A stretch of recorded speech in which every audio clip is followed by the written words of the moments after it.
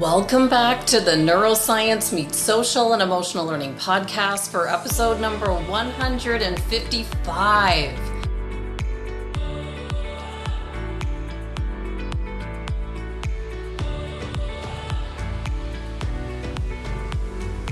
With Adam Tyner from the Fordham Institute, an organization that promotes educational excellence for every child in America via quality research, analysis, and commentary on his newly released report, How to Sell SEL, Parents and the Politics of Social and Emotional Learning. I'm Andrea Samadi, author and educator from Toronto, Canada, now in Arizona, and like many of our listeners, have been fascinated with learning and understanding the science behind high-performance strategies in our schools, in our sports, and workplace environments, with ideas that we can all use, understand, and implement immediately. We do this by covering the science-based evidence behind social and emotional learning for schools and emotional intelligence training in the workplace.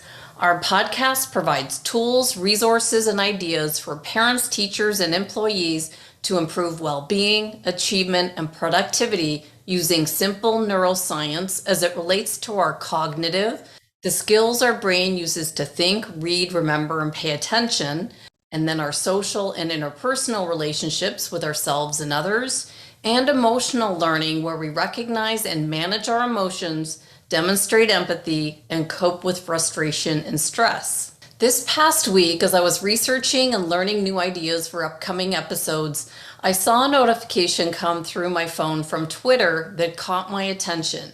It was from Victoria McDougald from the Fordham Institute in Washington, D.C., and she let me know that they were about to release a new report that explores how parents view SEL and how they want it taught in schools. We've all seen how the mental health challenges imposed by the COVID-19 pandemic have made it more urgent to better support students' social emotional learning needs while also advancing their academic learning. So I put down what I was doing and wrote her back immediately. This topic is urgent, timely, and important. Every day I see emails about trainings in our schools to support our students' SEL needs, and the challenges that we've all faced are not going away. They're changing and persisting in a way that I don't think any of us imagined. The challenges that I've seen from the beginning of watching SEL being implemented in our schools across the US, and I started watching these webinars in about 2014 with just 8 states, to our present day where all 50 states have some sort of SEL implementation plan, is that educators saw the importance of SEL but didn't know where to begin. They weren't sure which program to use, how to integrate the SEL competencies into the curriculum. And following many of these early SEL webinars, I noticed this was a common theme. This is why we launched the Neuroscience Meets Social and Emotional Learning podcast in June of 2019 to gather ideas, strategies, and best practices for those interested in learning more about this topic with easy to understand implementation strategies and ideas for our schools and workplaces. And the topics we cover on this podcast were going to be an introduction to SEL course with a well-known educational publisher. But when this direction changed, I decided to put the content out to the world for free to help support educators and those in the workplace. I had no idea that this podcast would gain a global following, going into 153 countries and approaching 100,000 downloads, over 8,000 a month, as we noticed that educators and those in the workplace were looking for new ways to sharpen their saw with these skills that are not new, but are newly important. If this was how educators were feeling, or employees in their workplaces, I wondered what parents would be thinking and feeling. Does the everyday modern parent know what social and emotional skills are? Since launching the podcast, I've had constant feedback from people around the world about how these topics are helping people, whether it's a superintendent in our schools running their district, or principals running their school sites, or teachers running their classrooms, or parents looking to find new ideas to inspire themselves at work or with their own children. As you can see from the topics we cover, these skills that we've tied to the most current brain research are not just about teaching our next generation to be responsible citizens or to be respectful. There are 6 competencies that we focused on based on the research from COSL.org, and implementing these competencies is an important task not only for our students, but also for our teachers. And I saw this emerge as a clear hot topic with my interview with Che and Pav on their Staff Room podcast. And they are 2 phenomenal educators from Toronto who cover educational topics to improve the next generation of teachers and students. And it became clear that teachers can see the importance of modeling these skills in our classrooms of the future, integrating them into core subject areas. But what do parents think? This is what we'll explore on today's episode.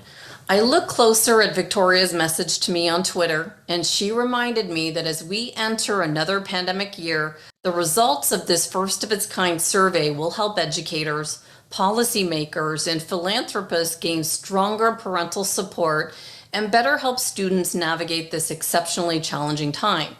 And my response to her was, how soon can we speak?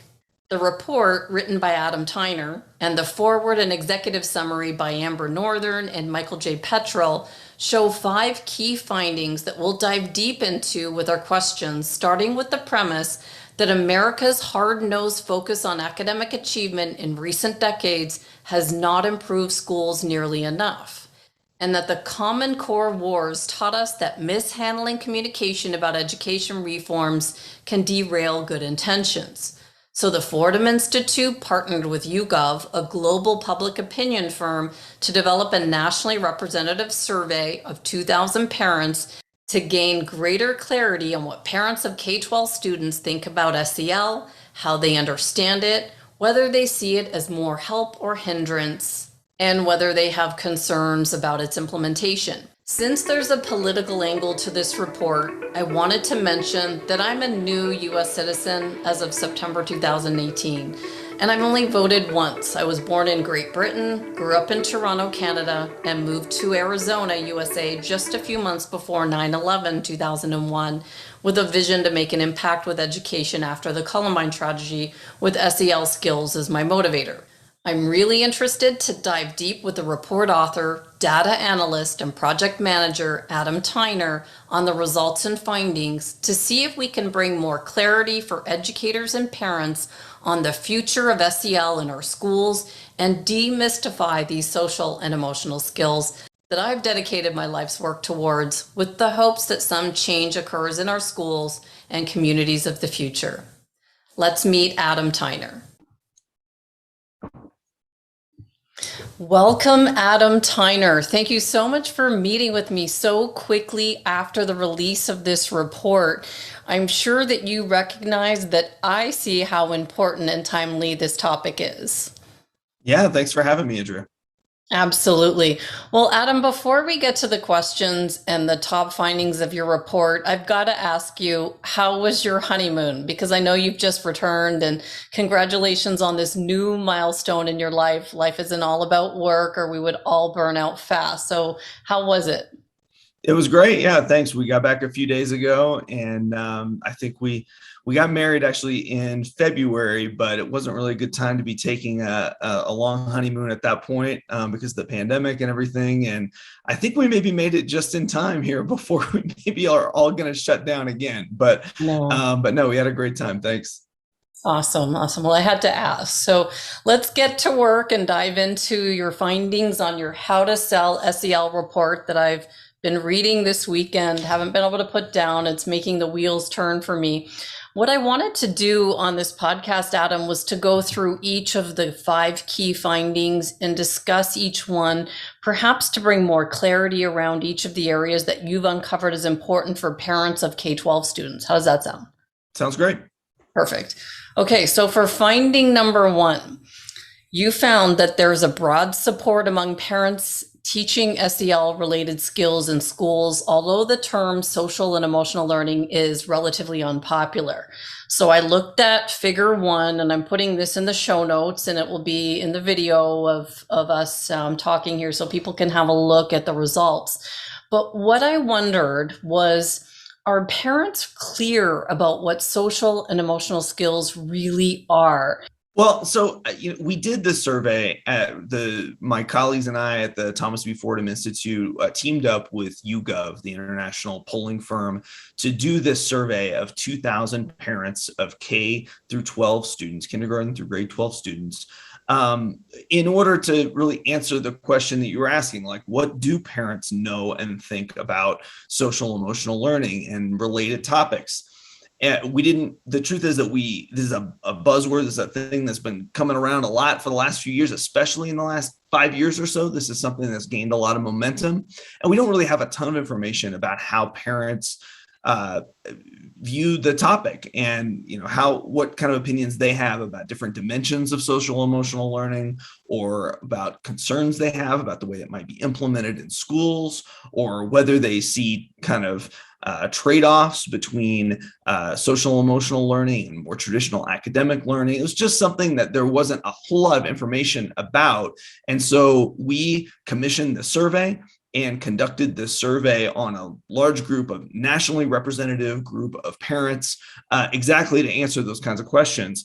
And so I think that, one way of okay, your question about, which ones they prioritize, which social and emotional skills they prioritize, I would see it a little differently, because the figure that you're referring to shows different dimensions of social emotional learning that align to, we use the Harvard rubric for this. So there's I think a couple more dimensions than some other of these, but it has cognitive elements, it has emotional elements, empathy. You're right that empathy was the last one on the list. That's true. But I don't really see it that way. I see it more as 80% of parents supported all of those things being taught in school. And the difference was between 80% and 90%. The fact that empathy was slightly lower, to me, isn't the main story. The main story, I think, is that there's broad agreement among parents about the substance of social and emotional learning being taught in schools. One thing, well, there's a few caveats to that. And one of those caveats is that the term itself isn't particularly appealing to parents. I think for a lot of parents, it sounds kind of, I don't know, we say in my field, kind of wonky, like sounds like something that a policy wonk would say, or an ivory tower kind of way of describing something. And so the flip side of the substance being relatively popular with parents is that the term itself really wasn't. And when we did an exercise where we looked at different program names, and they were all programs that were kind of like, okay, they're not all exactly social and emotional learning. Some of them overlap a bit with social and emotional learning, but we looked at different program names like 21st century skills, or grit and growth mindset, or success factors, soft skills, life skills, different things that kind of overlap with some of the concepts of social and emotional learning. And when we asked them, like, which of these would you like to have your child enrolled in, and which would you definitely not want your child to be enrolled in, social and emotional learning was actually, it got the second worst ratings among our nationally representative pool of parents. That term didn't resonate with them. Now, if you add academic into the term and call it social, emotional, and academic learning, it gets much better response from parents. But in fact, the term that parents like the most is the term life skills, which many education policy wonks like myself really don't like, because it is associated with the life adjustment education from the mid and early 20th century, where it was meant to make education more practical and democratic, but many people saw that it was kind of not rigorous and not academic, and the Soviets were sending satellites into space and we were just teaching kids how to blow their nose, is how some critics put it. So that's kind of how it sounds to us as experts, but to the common parent in our nationally representative survey, life skills sounds pretty good. So I think there's broad support. Again, I think my broad takeaway is that there's a lot of support for the substance of social and emotional learning among many different types of parents: Democrats, Republicans, men, women, social class. there's a lot of support for the substance, but the terminology, not as much. And, we can get into it, but there are some demographic groups where you see just softer support for some of this stuff, or concerns about it maybe kind of crowding out other functions of schools, like, the core academic goals that schools have, and some concerns around that. But that's how I read that. I don't actually read it as empathy isn't important. Empathy was last on the list, but empathy still got like 80% support. So that's how I see it. Got it. I like that answer. That's good. So when I was looking at your report, I just couldn't help but see that I still think that people didn't really understand the term. So I'm just imagining myself as a parent sitting here being asked, fill out this survey and tell me what program you would want. And I actually saw a report from Hank Resnick. He did it for the Aspen Institute, and he divided social and emotional competencies into the ones that are cognitive, that our brain uses, the ones that are social and interpersonal, and then the ones that are emotional. Because I think when we see social emotional learning, a lot of us think, oh, it's all about like holding the door or being respectful. And that has nothing, in my opinion, to do with academics until you link these skills like Kossel did to the research that shows the 11-point academic gain. So I just wondered, did these parents know that this has research now that backs that it does? Students that do study these skills do have a stronger correlation to their academic achievement. I think that, this is one of the benefits of doing a nationally representative survey of parents, is that sometimes it's real hard to get in somebody else's mind. It's hard to get into somebody else's shoes and think, okay, when they hear these terms, how do they sound? How does that sound to them? That's a very difficult thing to do. And surveys like this, I think, can help to give us some of that information and help us with that. And I think that the answer is that if you just call it social and emotional learning, no, most parents don't know any of the research around any of that.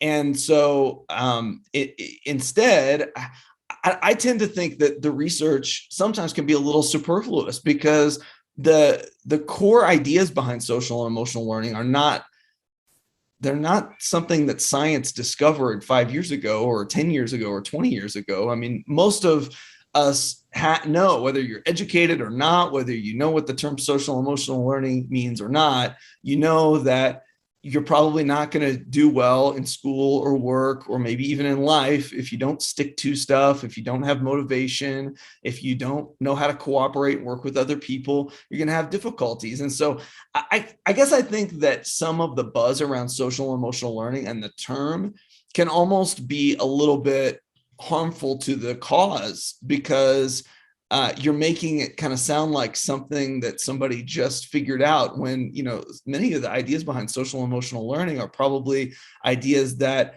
have been part of educational ideals since education has existed, for not just like decades, but like thousands of years. Exactly. So I guess I think the term itself, whether parents know the research and everything, I think it's pretty clear that parents do support a lot of the substance, and they know that they want their kid to learn reasoning and problem solving. They want their child to learn how to get along well with other people. And they think and learn sensitivity to different cultures. Stuff like that is important to them. If you brand it in certain ways, it may turn them off. Okay, that makes sense. So going to your finding number 2, so it was Democratic parents favor schools allocating additional resources to SEL more than Republican parents do.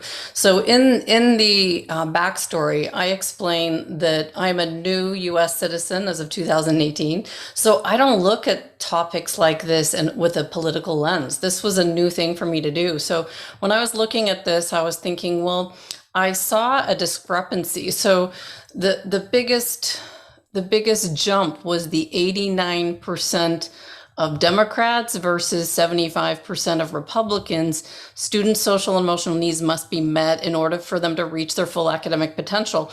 Well, regardless of what political party they are, if they knew the research behind it, that these skills have been research proven to improve academic gains, wouldn't it be 100 and 100? That was what I thought. What did you find about what did you see with your findings number two?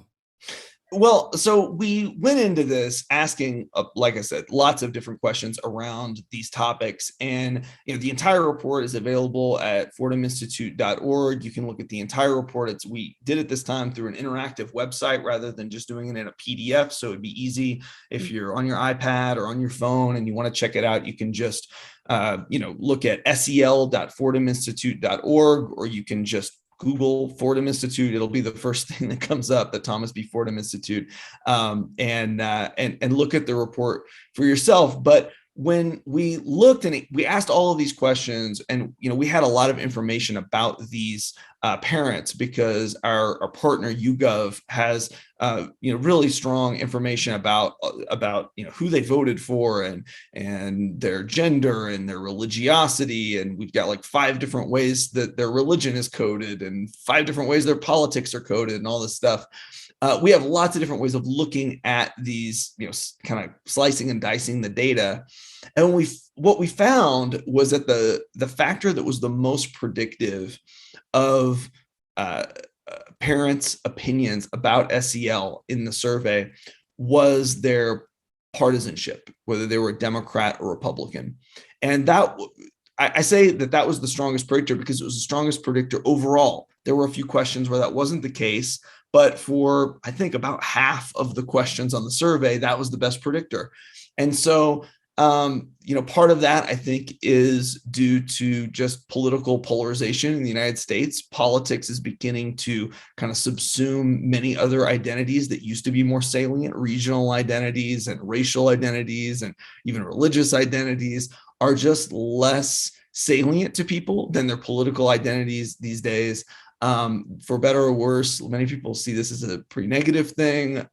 It's a fact of American politics. And there's a great book last year that came out by Ezra Klein on political polarization. He kind of sees it as more of a mixed bag than I do. I see it more as a negative thing, but it doesn't actually, it kind of makes sense that if we were to look at your gender or your race, that might not be as predictive as your politics, considering that your politics is something that you have more agency over in the first place, and it has to do with your beliefs. And so that just was the more predictive variable. And so it became something that we looked at, especially throughout the report.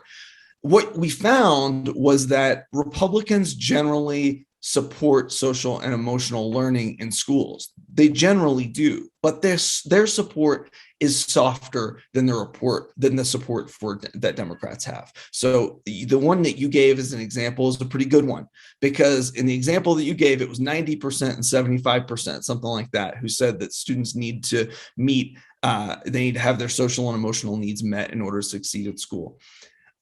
So it wasn't like it was 10% of Republicans or something. It was actually a large majority of Republicans who agreed with that.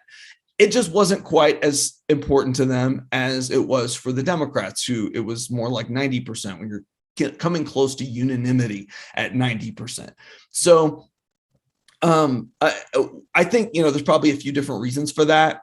But in the modern kind of on the political right, especially since the 2016 election, it's been very clear that there's a populist anti-elite strain. At least that's the way many of those people see themselves. And by introducing a term that sounds kind of ivory tower, you might be turning off some people who kind of have a little bit of a mentality that it says, like, I'm not interested in what those, experts and policy wonks say. And if you talk to them, they may even have some good reason for that, because let's be honest, experts and policy wonks haven't really they don't have a perfect record. And so, sometimes we do oversell the findings that we have in our research. Sometimes people open up the newspaper and they see that chocolate gives them cancer. And then the next month they open the newspaper and find out that eating chocolate leads to a longer life. And these kinds of things, exaggerations by academics, the way that journalists tend to kind of exaggerate, or the importance of certain scientific findings, fads around science and in education, they all make people kind of have a second, kind of think skeptically about what they're told by elites and experts. And that's not all bad. But I think that part of the reason that you see this softer support among Republicans for social and emotional learning in the substance and in the name is a little bit of that. It's a little bit of kind of like, there's an old thing in education about the 3 R's: reading, writing, arithmetic. That's what schools should be doing. They shouldn't be trying to do social engineering. They shouldn't be trying to teach morality or whatever. Those things should be left to families or whatever else. There's a longstanding tradition of that concept of education. And I think you're seeing a little more of that among Republicans in the sample that we had in this nationally representative sample. When you look at parents of all different types, that's kind of what stands out. Got it. And when I was first looking at this report and trying to come up with some questions for you, and when I got stumped, of course, I consult with people who are smarter than me. Horatio Sanchez is someone I interviewed. He's the author of The Poverty Problem. Our interview took the turn of race and culture. And when I was talking to him about some of these findings, he actually said, it just comes back to the fact I don't think that parents still see the importance of the social emotional skills and how the brain interacts. So like going back to the first findings with the goal setting being important and then the empathy, he said empathy plays a critical role in reading comprehension. So his research has uncovered that when you have low empathy, your comprehension scores are low. And so do parents really make the connection between social emotional, the brain, and academics? That's just what kept coming up, maybe because that's what I'm focused on here on the podcast. It just kept coming up to me throughout. And that was what he posed back to me. Did they really understand the research? Well, this is a nationally representative group of parents. And so this gives you a picture of what parents actually think, not what we wish they thought. So I think the answer is that if you call it social and emotional learning, a lot of parents, that does not resonate for them. And so if that means they don't know the research, maybe that's what it is. Also, maybe it's just being communicated to them in a way that they don't really see themselves in. But I don't know. I mean, I think most parents think that empathy is important, but do they think that schools are the place that you're supposed to learn it, or that it's supposed to be something that's in the curriculum and explicitly taught? I mean, the truth is most parents did say, the vast majority of parents said that empathy is something that their kids should learn in school. There are a few groups of parents where that support was a little softer, but I think that you should be encouraged by the fact that it was maybe the last one in the list of social and emotional skills, but it was still getting 80% support among parents. Got it. That brings me, I want to bring that up at the end with regards to where this fits in, because parent view and whether it should be taught in the classroom, that's important as well. But I want to go to your finding number 3, where you talked about across the political spectrum, parents regard families as the most important entities for cultivating SEL, yet there's partisan differences regarding how and where to emphasize this instruction. And so I wasn't surprised when I saw the term social emotional learning being less popular than life skills, as you mentioned. But I still didn't see the clarity behind people understanding what these skills were. And I have followed Stephanie Jones's work from Harvard's EASL lab that I feel like you might have gotten your survey questions from, because she— That's right. We were aligned with some of her work. That's correct. Again, do you feel like if there was some sort of maybe before you did the survey, if every single SEL competency was defined, do you think the results would have come out different from the survey? Or what do you think about that? I'm not sure.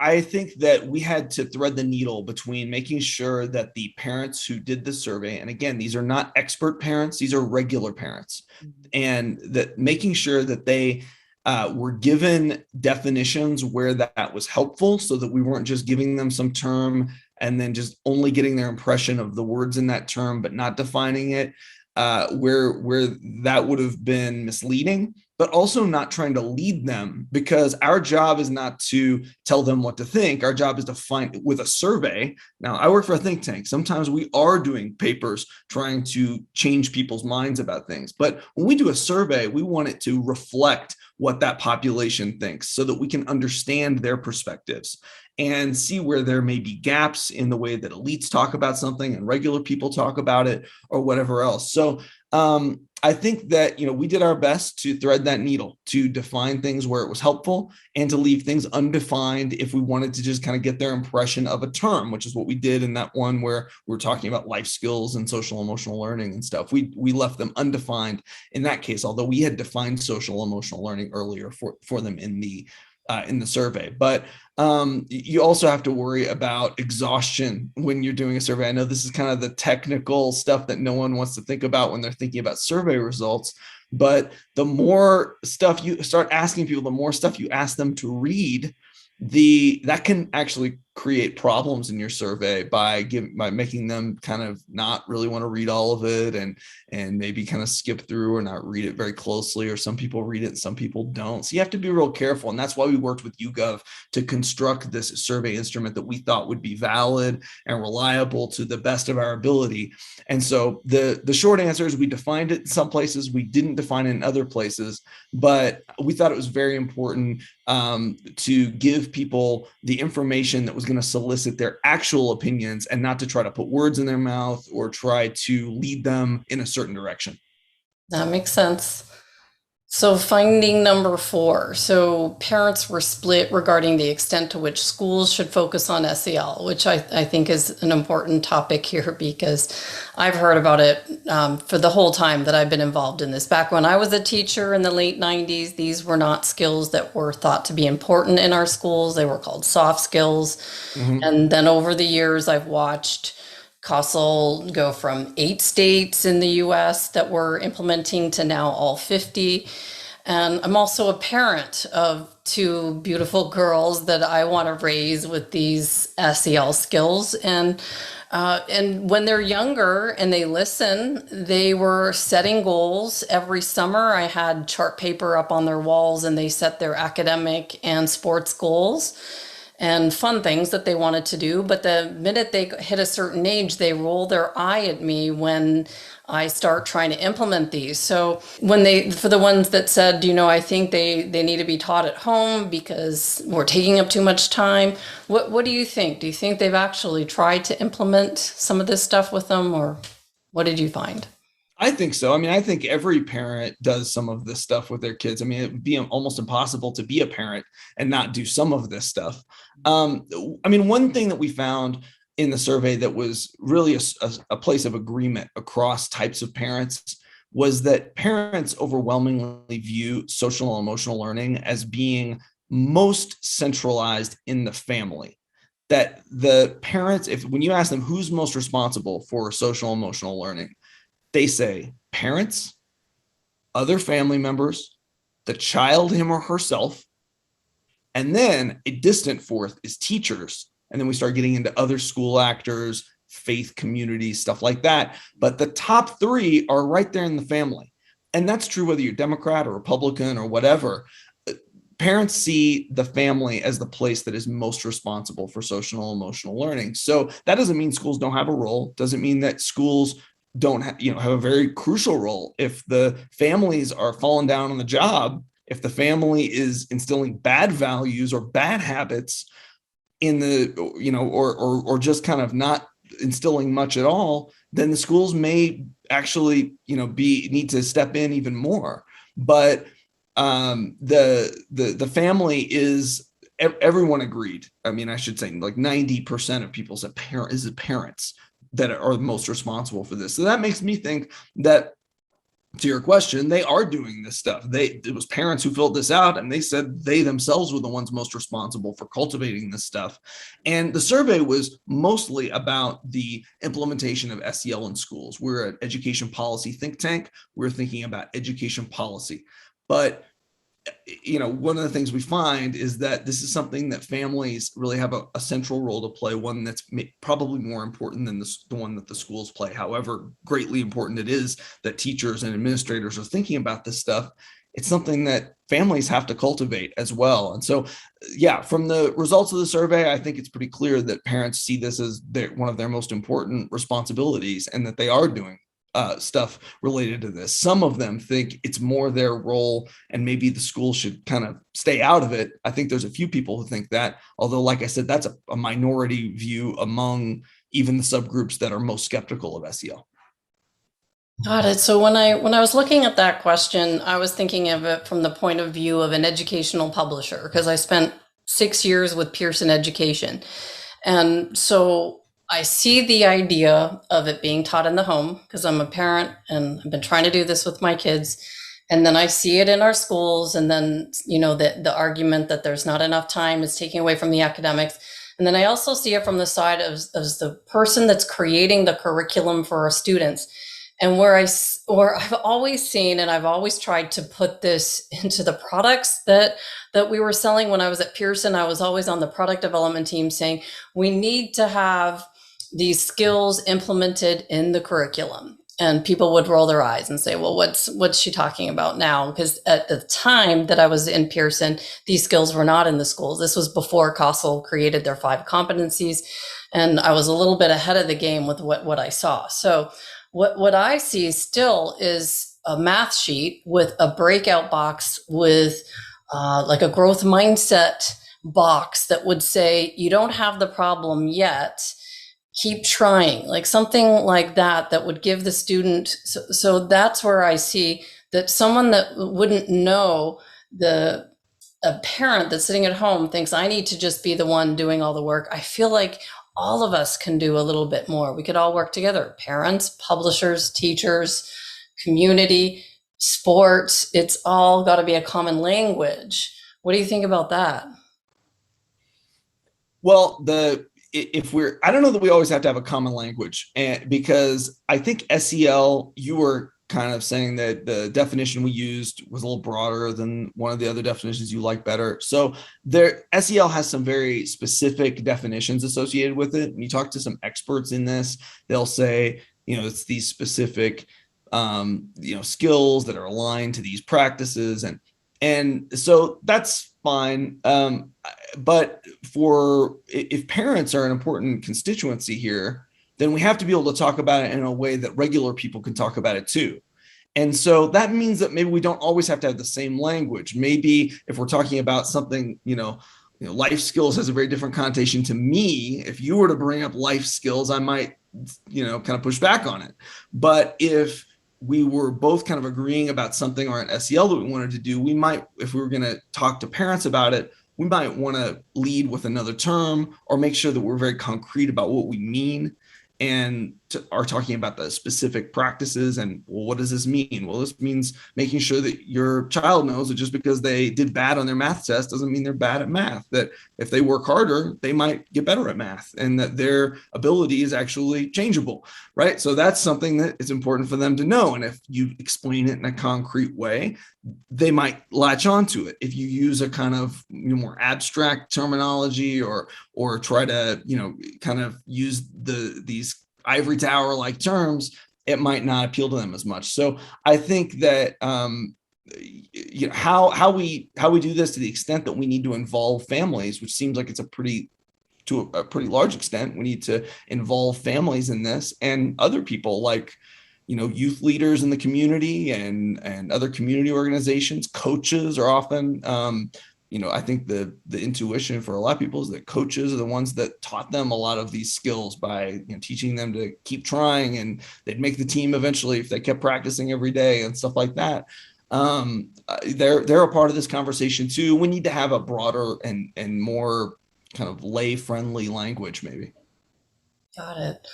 Well, throughout the report, you have these little breakouts that I thought were pretty important that I wonder if we could just discuss, because you put them in the report, they're there. One of them was from a father of a 5th grader that says, confidence is built by doing, not by talking about how to do it.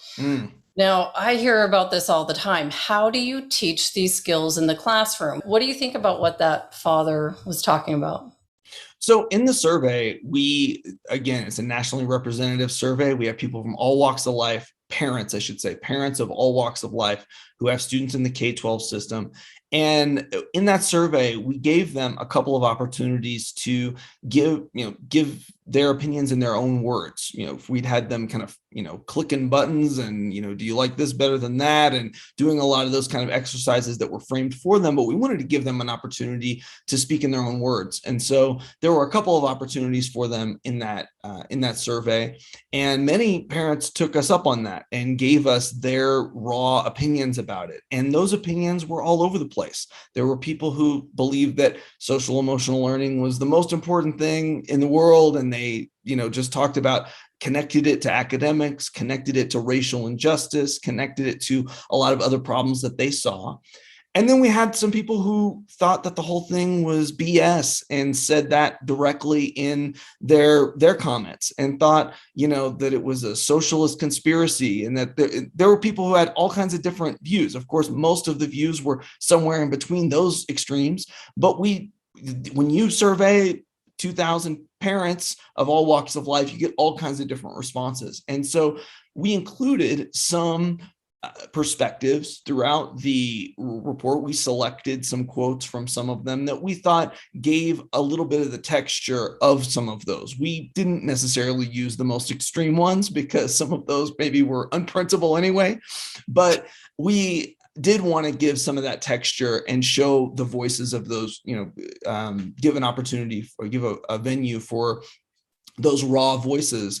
And so in this case, the one that you brought up, this parent was saying that you don't get these skills by talking about them, you get them by doing them.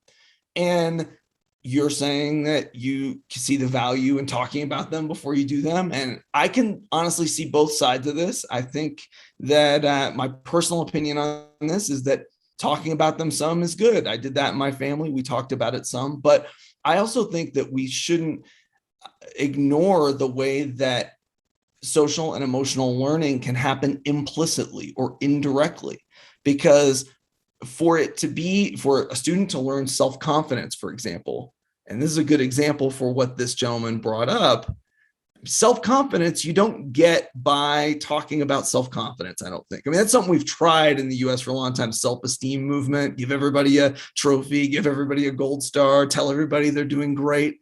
Well, kids are smarter than that. They know that, like, if they didn't do well, and then you praised everyone equally, like, they figure this out. Maybe they don't when they're really tiny, but they do by the time that they're in school.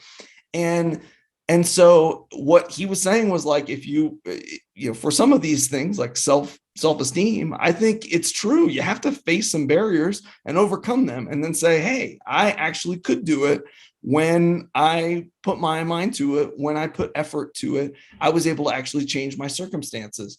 And so I think it probably depends on the social and emotional skill we're talking about, which is more important, the explicit stuff, actually talking about it, actually having that conversation and learning about it. Sometimes learning the science about it can be helpful. I mean, I think, some of the stuff around, Angela Duckworth's stuff around grit, I think has shown that, if you tell people that their math abilities are changeable and you just explain the science to them, they take a different approach, that can be valuable.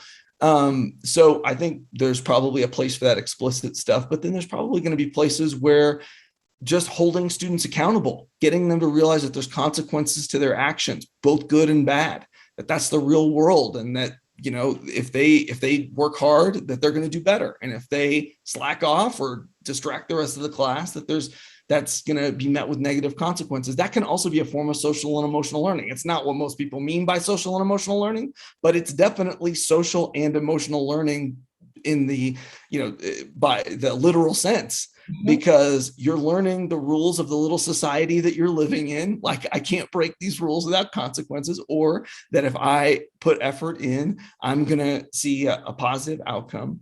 And it's connected to the emotions in an important way as well. So I guess I kind of see both sides to it, Andrea. I see your point that explicit instruction can be valuable, but I also think we shouldn't think that SEL is something that is only about having a class or having a little box that shows a lesson next to your math program. It also comes from just students seeing positive consequences to hard work.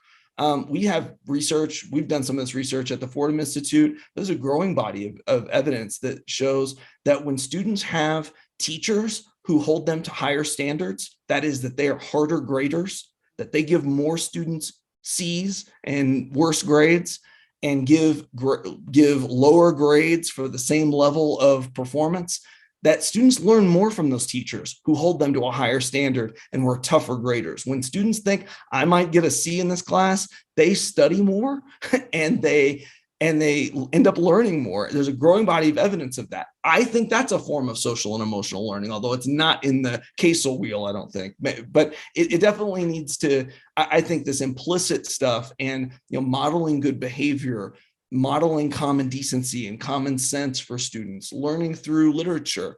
Those are all ways of doing social and emotional learning that don't detract in any way from academics, and that may be, in many cases, the most effective forms of social and emotional learning. Definitely. And what I liked about your breakout boxes or your poll is that I've actually polled students in this way. So when I had my program running in the schools, I had to ask the students to fill out a questionnaire based on what they had learned for my data at the end of the program. And the same thing happened. Some students gave feedback that I could use, and other students said things that I'm like, okay, I definitely can't put this anywhere. And I got to see what kids really thought about what I was doing with them, which was eye-opening. The next comment that I wanted to talk about was the fluff one. Until our students are leading the world in mathematics, science, and reading skills, we don't need to worry about fluff. And I interviewed Dr. Rady, who his work, he really showed the tie towards aerobic exercise and academics, that there's a clear cut, and the students that exercised before class, they were leaders in this international math and science study. And so when I have a parent like that, I just think, gosh, does she know about Dr. Rady's book? Like, we don't need to know about the fluff. Well, the fluff is here. It's getting our students to excel in college and career. So I just, like, when I see something like that, I remember the students that were poo-pooing what I was doing with them, saying this is garbage, this is a waste of time. I heard all those sorts of comments from students versus this is helping me in my job after school. It's helping me communicate with my family better. So when you see someone that calls it fluff, what did that make you think? Well, I think it's a common trope in education. And we talked about earlier that, the 3 R's, that school should be about reading, writing, arithmetic, that it should be about core academic functions, and that a lot of the things that are going on in schools are about things that distract from those. And so that's a very common trope. It's something that a lot of parents think on some level. And I think maybe it's because they're skeptical that it's going to be done in a good way. And I think you're right that some of them are just not aware that those things are connected more than they think they are, that you're going to maybe do math better if you did some yoga earlier or something like that. I'm definitely open to that idea. I think that's quite possible. And that, if it's about, fostering self-confidence and stuff like that, that can be helpful. But let's not forget that the experts have led us astray on this some. I mean, the self-esteem movement's a great example of it, because it was a huge fad for decades that we needed to praise the hell out of these kids so that they would know that they could go out and do anything. And kids figured out that it was not actually real pretty soon. And it didn't really, we've got this thing with you survey, you look at American kids and their perceptions of their math ability versus their actual math ability. And you'll see that among countries, American kids have the most belief in their math ability. We can do everything. And when it actually comes down to their math ability, it's actually quite mediocre. And so some of the stuff's been poorly implemented in the past. And so that throws people off, and it makes them skeptical that this kind of stuff is really going to be effective. And so we have to prove that it will be. I mean, another problem is that people bash standardized tests all the time, and then they sound like they want to substitute some of this stuff for the academics. And a lot of people immediately have a negative reaction to that. They think you're trying to substitute core academic stuff or paper over the fact that you can't succeed in academics by implementing other stuff instead.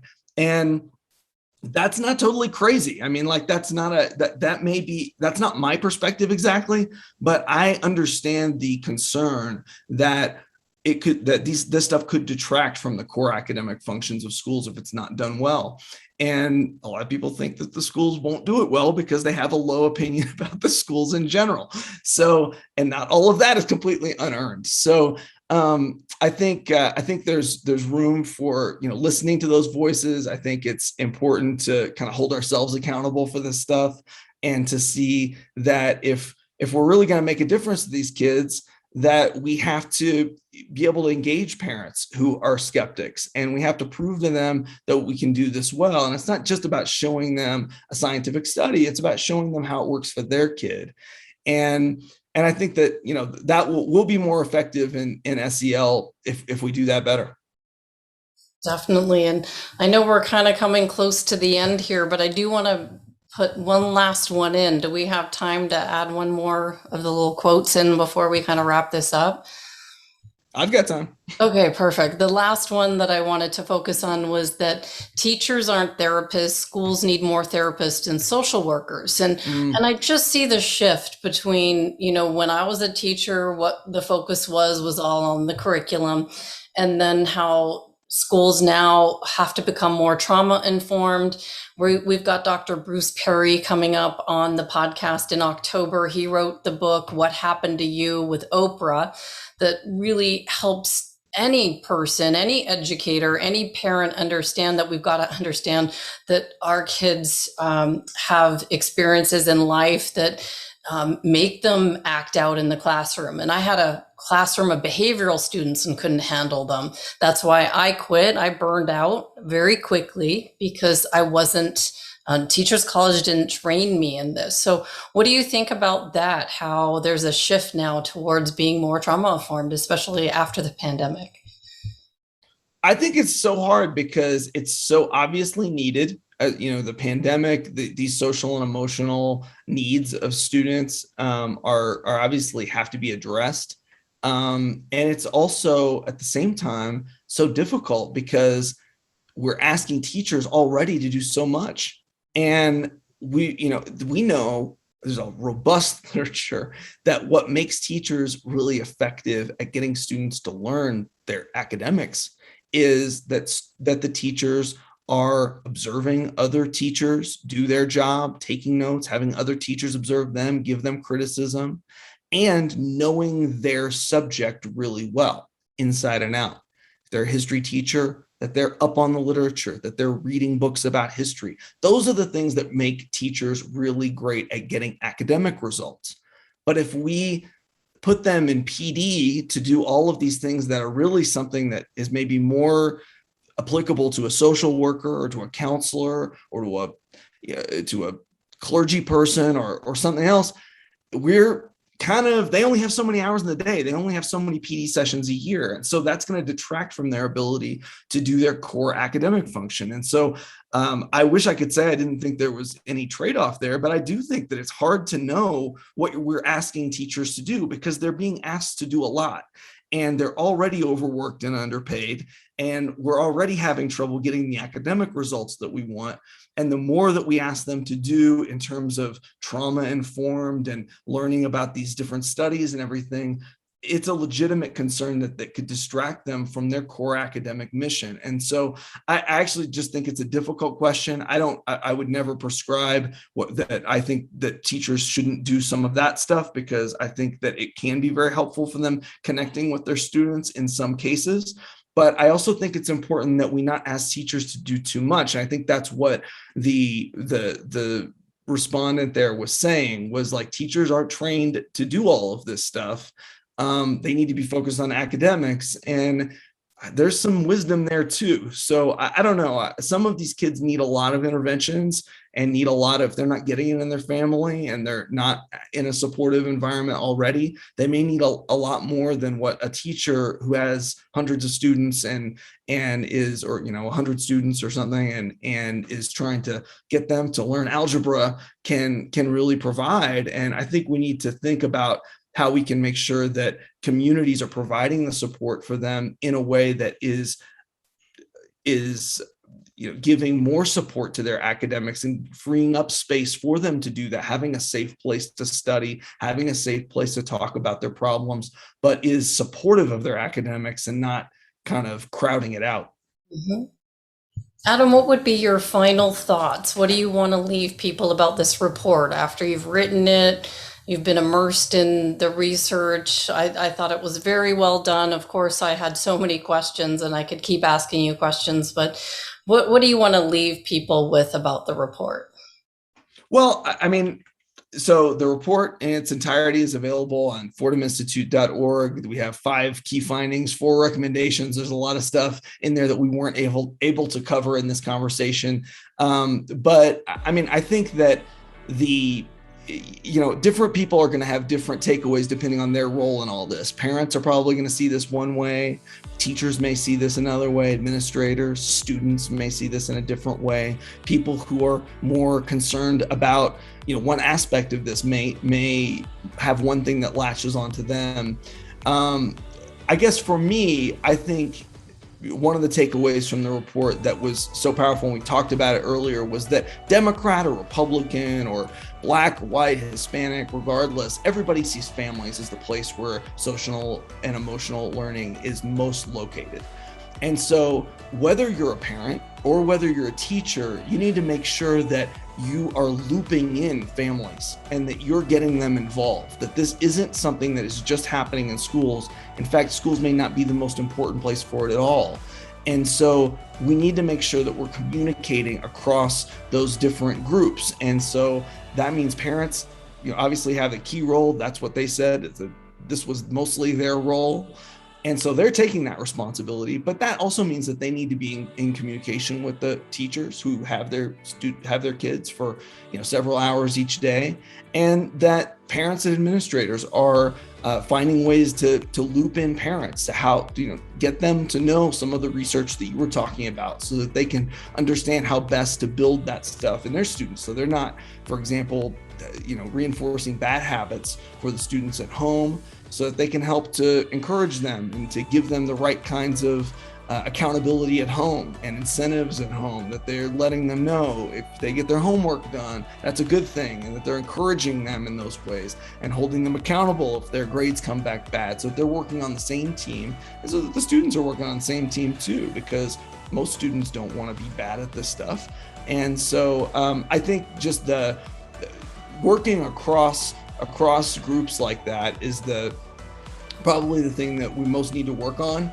And of course that's related to the language we use that we talked about before, and just making sure that the adults are all kind of rowing in the same direction. So I think there's a lot that other people may take away from this report, and we encourage them. We built a website for this one, so you don't even have to download a PDF or anything. You can just scan through it on your tablet or whatever, and whatever device you use.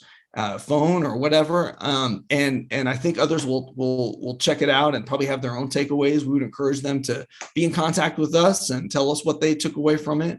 And thanks again, Andrea, for having me on the podcast. Oh, for sure. Thank you so much. I want to thank you for your time, for your research. So many takeaways for me. Of course, I have to print mine off because I like writing throughout. So highlighting and writing ideas and brainstorming. I think educators could print or, have a discussion, have a staff meeting about it. I think talking about these ideas really bring them to light. And that's the only way we're going to make progress forward. So thank you so much. For anyone that wants to find the report, I'll clearly put all the links in the show notes. And thank you so much for your time, ideas, and creativity with this report. Thanks so much, Andrea. Thank you.